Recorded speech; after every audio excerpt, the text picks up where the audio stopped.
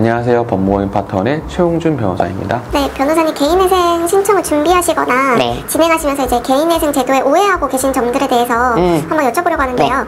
첫 번째는 개인회생을 하면 주변이나 직장에 알려지거나 문제가 생기진 않나요?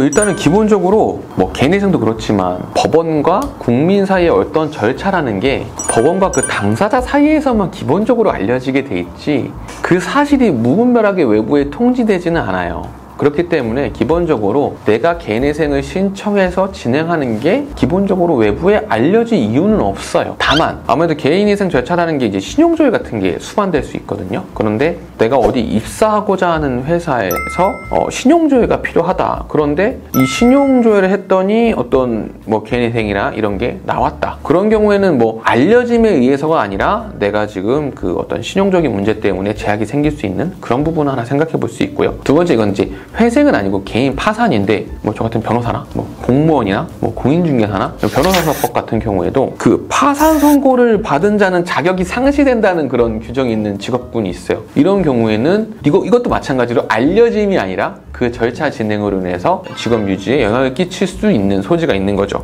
그렇기 때문에 사실 이런 문제들은 정확히 말해서 뭐 내가 개인회생 신청했어 했더니 법원이 이거를 만천하에 알려 이런 관점의 문제가 아닙니다. 다만 알려짐의 문제에 관해서 배우자에 관해서는 특수한 사항이 발생할 수 있습니다. 왜냐하면 단독 회생법원에서는 이제 뭐 배우자 재산 청산가치 반영하지 않고 웬만하면 이제 배우자는 신청인 본인과 연계시키지 않으려고 하는 실무 준칙들이 이제 만들어져가지고 시행 중인데 일반 법원 파산부 같은 경우에서는 기본적으로 배우자 재산의 절반 정도를 신청인 본인의 재산으로 보기도 하기 때문에 배우자에 관련된 재산 목록과 통장 내역 같은 걸 제출하라고 하는 경우가 왕왕 있어요. 그러면 뭐 법원에 대해서 사실조회 같은 거 하는 방법으로 알 수도 있지만 사실은 뭐 사실조회나 금융거래정보 제출 명령도 몇 개월 후에는 본인에게 통보가 갈 수도 있고 하기 때문에 도산 절차를 이용할 때 배우자한테는 부득이 알려질 소지는 있다. 이 점은 유념하셔야 됩니다. 네, 그럼 두 번째로 개인회생으로 탕감을 받을 수 있으면 회생하기 전에 대출을 최대한 받아서 개인회생하면 되지 않나요 하시는데요. 그렇게 하실 거면 다 갚으시면 돼요. 개인회생 통해서도. 그렇게 최근 대출 받고도 변제율 100%로 해가지고 변제기한을 제출하면 문제 없어요. 이 말을 왜 이렇게 말씀을 드리냐면 최근 대출을 했고 사용처도 불분명하고 또 사행성이 있을 수 있고 과소비면 법원에서 웬만하면 청산가치, 즉 재산가치에 다 반영시키라고 해요. 그러면 청산가치 보장 원칙 때문에 그보다 많이 갚아야 돼요. 그 최근 채무들이 변제기간에 다 녹아버리면 결국 뭐 변제율은 끝없이 상승할 수 있겠죠. 그리고 이거는 단순히 변제율 차원의 문제이기도 한데 이런 경우에 최근 대출이라는 게 그나마 금융기관이면 모르겠는데 개인 채권자나 뭐 어떤 2금융, 3금융으로 표현할 수 없는 4금융 채권 채무인 경우에는 사기고소 당할 수도 있어요. 내가 2억 빌렸어요. 2억 빌리고 다음 달 개인회생 신청 넣어요. 그럼 누가 봐도 이 사람은 2억을 갚을 의사가 빌릴 때부터 없었던 거거든요. 그런 어떤 형사적 이슈 이런 것도 염두에 둬야 됩니다. 그래서 개인회생을 하기 때문에 그 직전에 영혼을 끌어당겨서 모든 대출을 받는다? 저는 썩 권고드리지 않습니다. 그리고 법원이 바보가 아니에요. 이렇게 돈을 빌려서 어떻게 썼는지 이게 정말 사행성이 없는지 필요하면 3년에서 5년 정도까지 금융거래 정보를 제출하게끔 돼 있어요. 근데 여기서 법원이 뭐 원하는 수준까지 소명 못하면 뭐 형사적인 이슈는 차치하고 이 개인회생 관점에서 이건 다 청산가치 반영돼요. 그럼 결국에는 다 갚아야 되는 거예요. 그렇기 때문에 다시 한번 말씀드리지만 별로 권해드리지는 않습니다. 네, 그럼 세 번째로 개인회생을 하면 통장이나 카드를 사용을 못하나요? 아닙니다.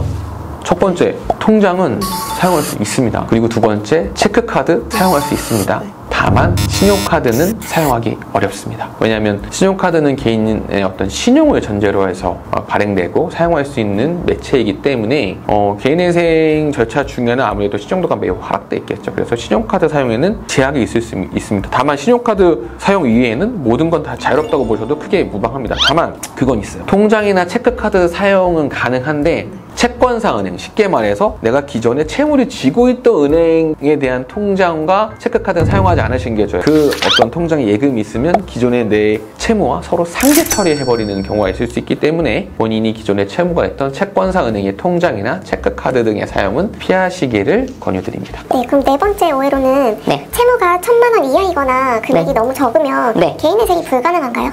그렇지 않습니다. 개인회생 신청 자격에 뭐 채무금의 뭐 무담보 채무 10억 담보채무 10억, 최고의 상한도만 있을 뿐이지 최저 하한액은 없어요. 그렇기 때문에 가능은 한데, 다만 이 경우에는 아마 거의 다 갚는 변제기간이 나올 수밖에 없을 거예요. 왜냐하면 가용소득 전부 투입이라 뭐 1,000만 원에서 뭐 내가 한 달에 얼마 버는데 생계비 빼고 얼마다 라고 하면 36개월 정도 변제계획 하면 사실 그 1,000만 원 이하의 돈들은 다 갚는 변제계획이 나올 수 있거든요. 뭐 그렇다 하더라도 압류 추심이나 뭐 어떤 여러 가지 이슈 때문에 나는 절차 안에서 보호받고 싶다 하면 뭐 하셔도 무방하긴 한데, 이런 경우에는 사실 법률 대리인 통해서 하기에는 어떤 뭐 비용적인 측면에서 고민되실 수 있어요. 그런 경우에는 신용회복위원회 통해서 채무 상담 및 이제 변제 계획에 대해서 한번 모색해 보시는 것도 좋은 방법이 될 것 같습니다.